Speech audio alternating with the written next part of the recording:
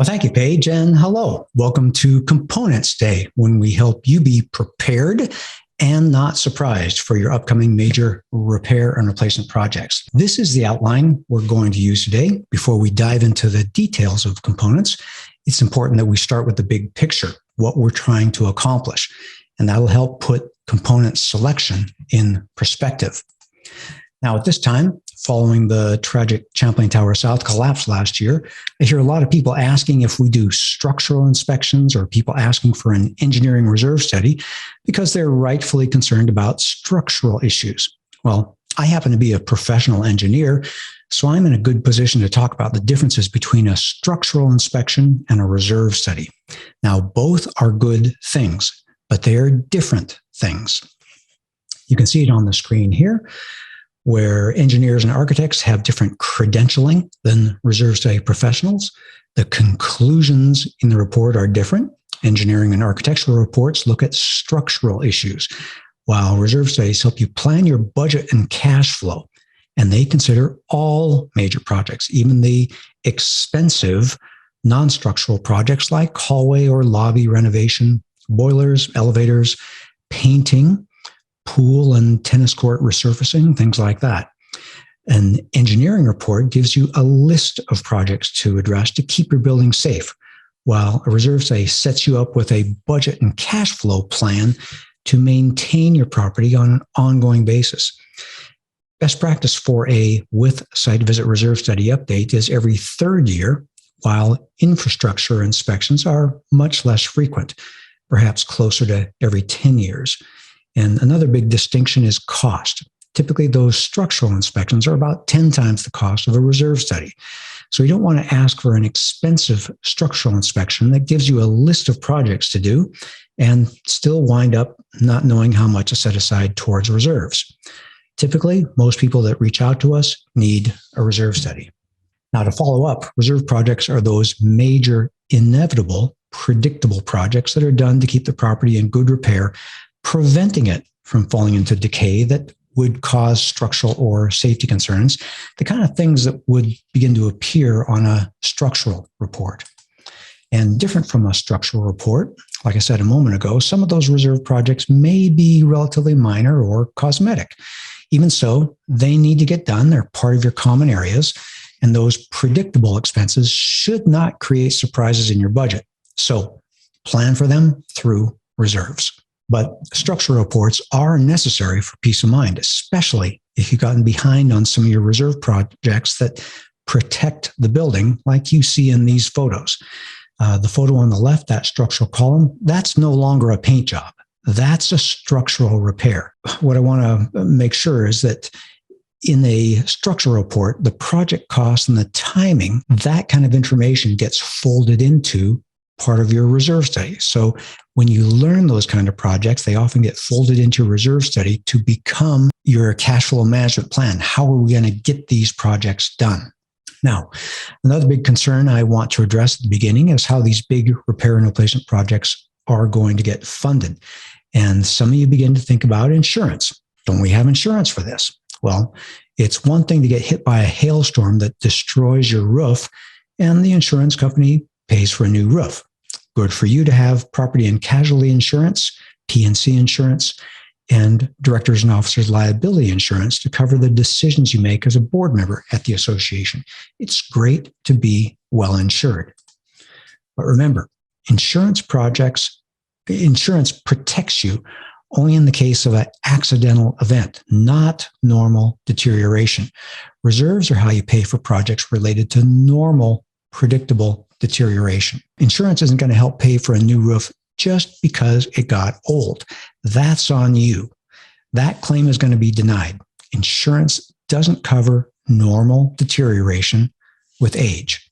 While I'm on the topic of insurance, what I find interesting is that your insurance carrier may have significant power over your association. In their regular inspection of your property, they may find some things that need to be fixed in order to maintain coverage. And they may be safety projects like the spacing of balusters and a railing like you see on the left, or existing hazards like a chipped part of your balcony on the right picture. So remember, maintaining your insurance coverage may force you into spending some money to care for your building. And it's all part of taking care of the property. All right. Well, let's now transition to the role of reserves because it affects you as a board member, manager, or homeowner. Reserves are not just a good idea. Reserve funds are indispensable to a property aging safely and successfully. And I'm going to say that many times through today. Deterioration is ongoing. We need to appreciate that. It doesn't take a day off. There's nothing we can do to stop deterioration. It's part of life. And the solution to aging safely and successfully, according to a multi-year study published by the CAI Research Foundation in April of 2020, was a simple 4 steps. Number 1, update your reserve study, then fund reserves as recommended, make sure the money's there, spend the reserves as recommended, do those projects, and perform those periodic infrastructure inspections I spoke about just a couple of moments ago.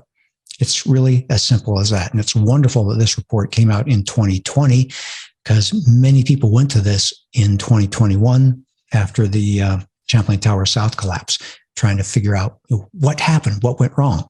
Well, they missed that 4-part test. That's at least a significant factor. Reserve studies are your plan to offset ongoing deterioration, saving your association from surprise and disruption.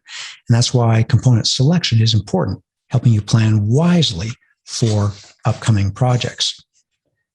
And of course, maintaining the physical and financial assets of the association is the board's job. It's what they're supposed to do. It's not an optional issue.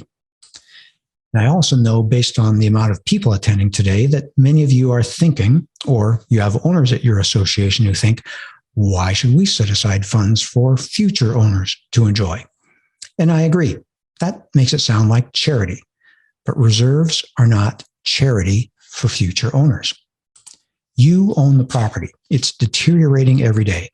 Boards and managers need to care for it, and homeowners need to pay for that deterioration in little pieces, month by month. And if you don't pay for the cost of caring for it, your property values are going to take a hit. So one way or another, you're going to pay for deterioration.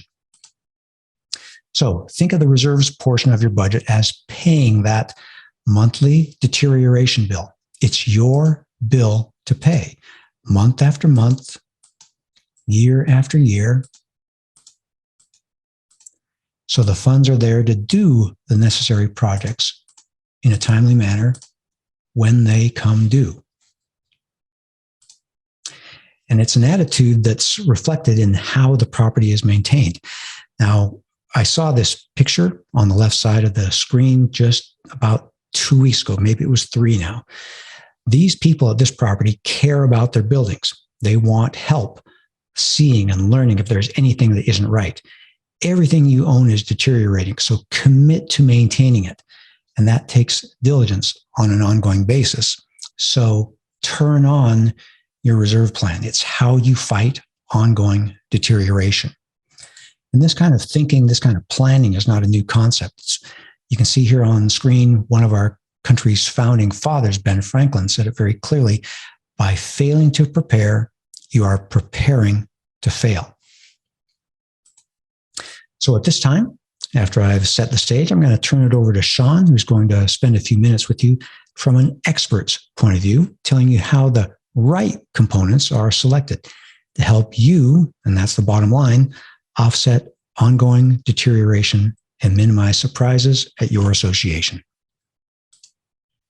Thank you, Robert, and welcome everyone to my office here in beautiful San Juan Capistrano, California. This is the week that the Swallows return to Capistrano, so it's a very special time here. It's great to have you join me here. To introduce this section, I want to show you a typical set of reserve expenses through the years. This is like a fingerprint. Every property's reserve expense map is going to be a little different. Reserve expenses are typically thousands, tens of thousands, or hundreds of thousands of dollars scattered out over the years in an irregular pattern. By their size, they make operating expenses like management, insurance, landscaping, or utilities look small by comparison. Remember that you are the decision maker in your association. You create the future with all the decisions you make. whether it's at budget time or all the spending decisions you make throughout the year. Having an accurate component list gives you and your association an advantage over other associations who don't plan ahead. So let's set up for your success and let other associations be the ones that struggle through special assessments and lagging property values. This webinar is part of our annual reserve study curriculum, helping boards and managers care for their properties. We presented Reserve Study Basics, where we give a big picture summary of what a reserve study is and how it is used back in February. In Reserve Studies 101, we're here to focus on the component list. Coming up in April, we'll present Reserve Studies 102, where we introduce the whole financial side of reserve studies. And in May, we'll present Reserve Studies 103, where we'll spend the entire time talking about the funding plan that pays for all the components that we'll talk about today. Everything I discussed today is based on National Reserve Study standards, and these were first published back in 1998. This means that these are industry-wide concepts that you'll be able to use to be a more effective leader at this property or at your next property, and they'll be useful no matter what reserve study provider you use. If you're taking notes, as a heads up, this is the key concept for today's program. The 4-part test that identifies which projects are appropriate for funding through reserves and which ones are not. It's found in National Reserve Study Standards. We always refer to the 4-part test. To be included in the reserve component list, a project needs to pass all 4 parts of the 4-part test. It needs to be common area maintenance responsibility, not private property or owned or maintained by another entity. It needs to have a limited useful life, not be something that's expected to effectively last forever. It needs to have a predictable remaining useful life.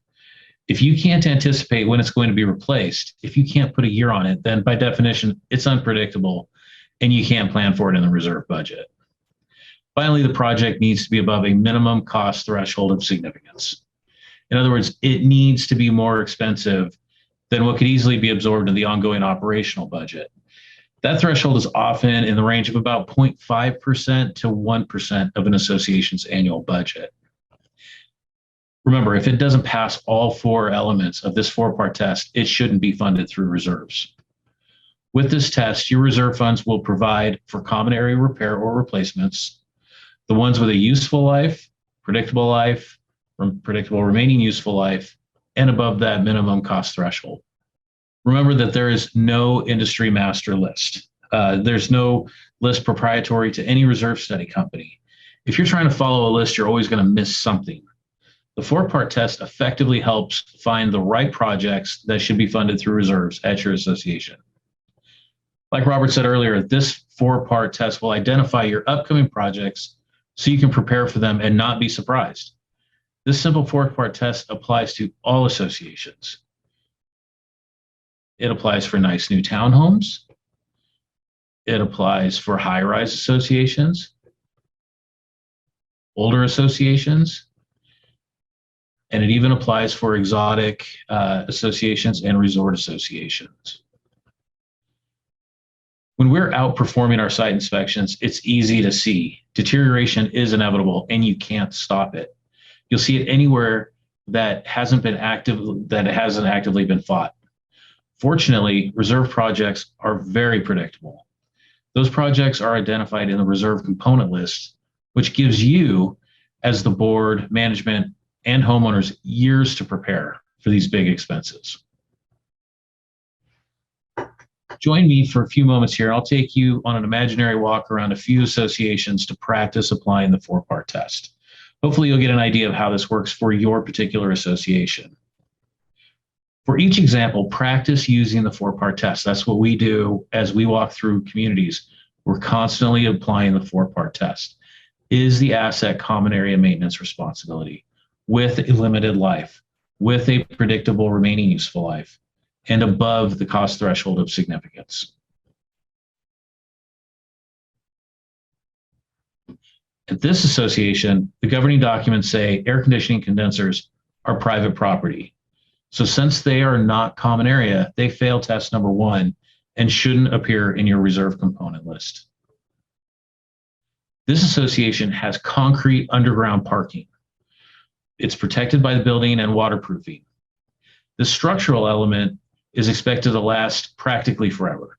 So because it doesn't have a limited useful life, it fails test number 2 and shouldn't appear in the reserve component list. Now, in that same garage floor, there's a sump pump. This is a common area component that pumps water up from a catch pit at the low point in the garage and pumps it to the street level drains. Nobody that I met during my inspection had ever heard it run, but the garage has never been flooded, so it must be working. The building engineer said it's never been replaced in the 10 years that he's been working there. So a pump like this typically has a useful life of about 10 to 15 years. Therefore, the association should be ready to replace it at any time. So we'll set the remaining useful life at 0. The point here is that we need to start being comfortable with making estimates. We're going to have some uncertainties while predicting the future. From the garage, let's go up to the roof, and we're going to look. The first thing we see when we get out of the roof hatch is this roof vent fan. While you can see that there's some rust on the housing, inside is a simple motor, and there's a little fan and a belt. The association fixes this ventilator as needed as a minor operational expense. So it fails number 4. It's not above that cost threshold and shouldn't appear in the reserve component list.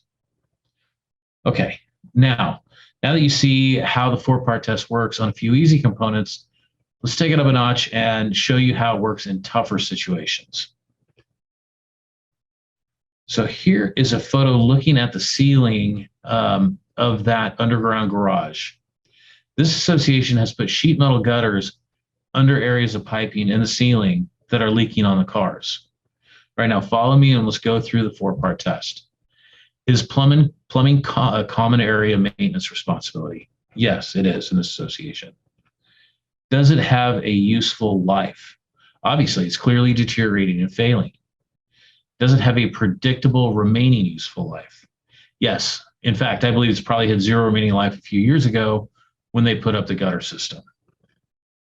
And do we expect that a repiping project would be above a minimum cost?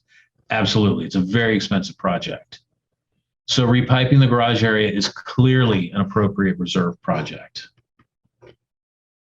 Here's another tricky one. Here's a picture of a hillside that just experienced a slope failure.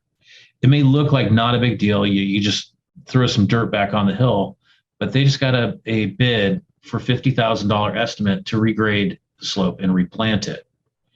So the question then becomes, is it predictable? Does it pass test number 3? Well, nobody knew that this particular hillside was going to fall, but this large association has extensive hills, and at 20 years old, this is the 4th time they've had a hill somewhere in the community that has slipped.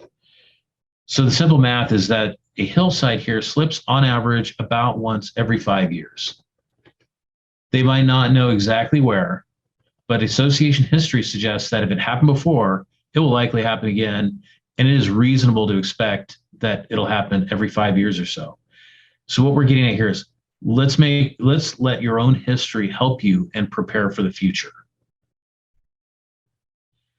Now you know which projects appear on the reserve component list and which projects are filtered out. Uncertain or indeterminate projects, projects that last the life of the building, and small cost projects are filtered out. And note that this will also filter out capital improvements because they don't yet exist. If they don't exist, they're not common area, therefore they shouldn't be funded through reserves. Applying this test means that the average association here in the United States has between 25 and 50 components. So what information should you see for each component? First, it should be described accurately. Reserve components are projects, they're not things. Don't expect to see fence. Expect to see fence replace or fence repaint. This is because it's possible and quite regular that we will have more than one component or one project for each asset in the reserve study. For each component, expect also to see the following information: identifying information. Typically, this means the quantity, but it could also mean like a serial number, a size, a BTU rating for a water or pool heater, or the horsepower of a pump. And of course, we expect to see the useful life in years, remaining useful life also in years, and the current replacement cost. We'll inflate the costs in the financial analysis portion of the reserve study as we look out into the future years. But here in the component list, all we show are the current costs. So let's look at this simplified reserve component list. This one has the quantity field eliminated for space. You can see a clear description of the project, like seal and resurface for the 2 asphalt projects, and values for useful life, abbreviated as useful life, remaining life, abbreviated as remaining use, or RUL, and the project's current replacement cost. The useful life tells you how often the project occurs, and the remaining useful life tells you when it's going to occur next, like the pool furniture needing to be replaced this year. And the cost is the current all-inclusive total cost for performing the project. So it should include shipping, permits, installation, things like that. You can imagine that a reserve component list for a small association will look different than a similar list for a large association, because a component like a pool heater, that would be a significant expense for a small association, may just be an operational expense for a large one. So this is the plan for your property's future. While I wait on this slide, this is a good time to ask for another poll question having to do with useful life. How far into the future should you plan for reserve projects?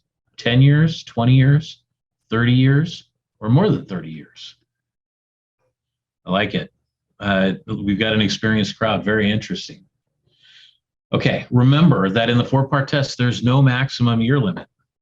Projections do get fuzzier the further you go into the future, but major projects like roofing, siding, elevator modernizations, these are significant and predictable. So it's wise to prepare for these expensive projects as many years as possible, even if it's more than 20 or 30 years.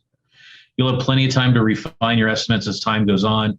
And as things draw closer, you can update your reserve study multiple times over the years and make sure as we get closer, we have the most accurate number possible. The result of the component list is a map of expenses, different for each association and changing each year. This one is from the component list from the prior slide. Remember, expenses look irregular, like on this graph, but that doesn't mean they're unpredictable. This is just what all of those predictable expenses look like when you lay them out on a chart. Now, I have every expectation that in reality, as the years go by, these expenses will move around a bit and get slightly larger or smaller, or draw closer or get pushed out a year or two. They're predictable, but they're still estimates. But you've got your best chance of being prepared if you have a plan like this. That's one that identifies your upcoming expenses, and if you update that plan regularly. Sean, you hit on some major things there. I spoke earlier about that.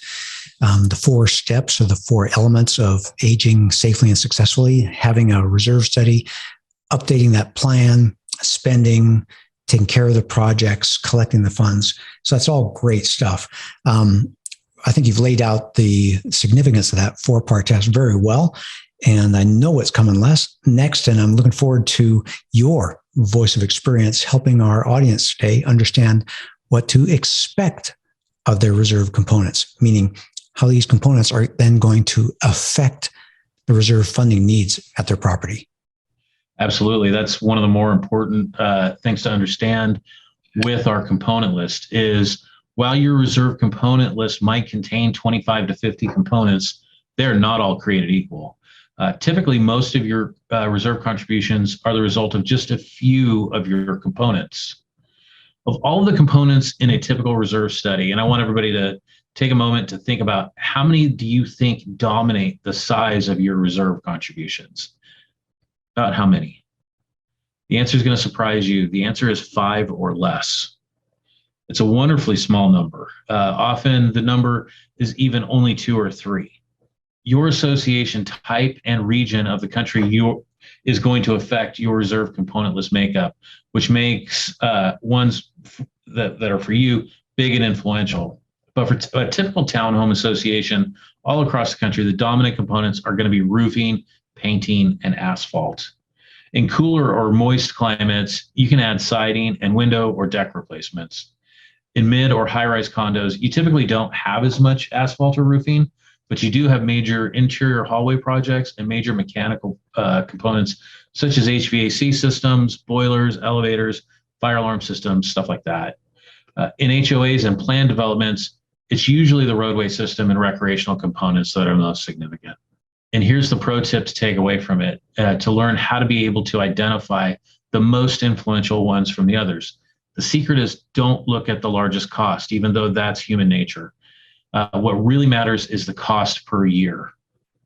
So for instance, a $100,000 project is clearly more expensive than a $50,000 project.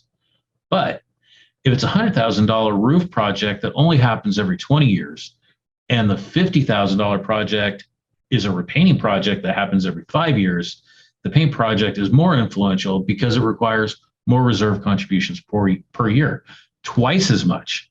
So don't always think that simply the largest cost in your reserve component list means they're the most influential components. Oftentimes they're not. I mentioned a time or two that this is a business of estimating or projecting the future based on what we know today. And that's the key. As time goes by, we can refine our estimates. Most of you probably know there are 3 reserve study types or 3 levels of service. Most associations only need a full reserve study once, where the assets are measured, quantified, and counted.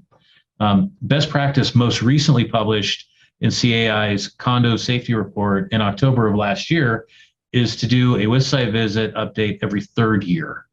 And to help you catch up on the changes due to unstable inflation or projects that didn't occur exactly as planned, there is the expensive no-site visit updates that you can do in the years in between. But component selection, the choice of which components will help you to plan ahead for a safe and successful future of your association, still boils down to that 4-part test. In addition to helping you select the components, it helps you know which expenses to not include for reserve funding, like insurance deductibles. Do you know why? And we do know why, because they don't occur on a predictable basis. They fail test number 3. Those are true surprises, which is why every association needs a little extra cash margin laying around. And with National Reserve Study standards, there is no confusion about taxation issues. Prepare your taxes according to IRS standards and prepare your reserves according to National Reserve Study standards.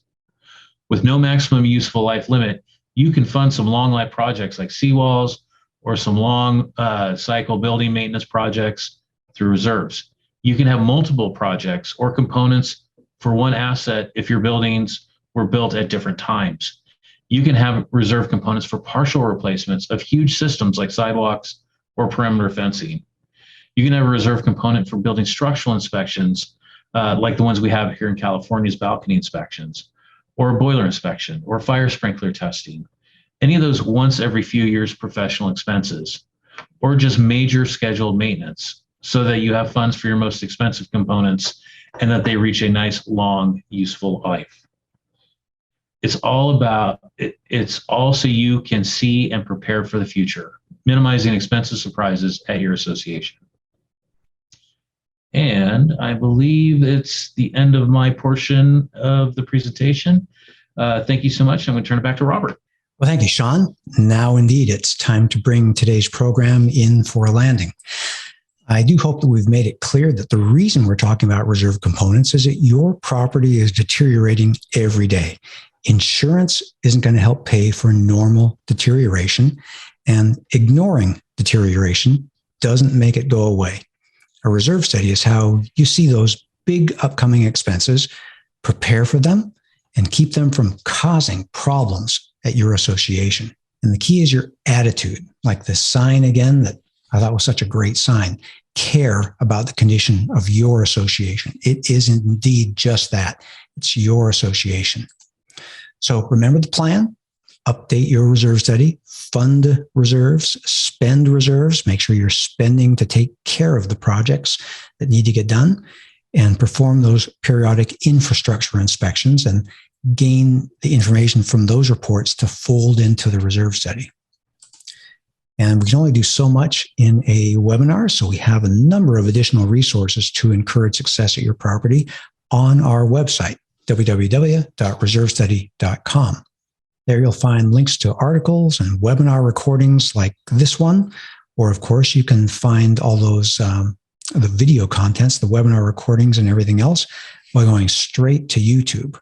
On our website, you'll also find a link to a free download of the first chapter of our new Understanding Reserves book that's available for sale on Amazon.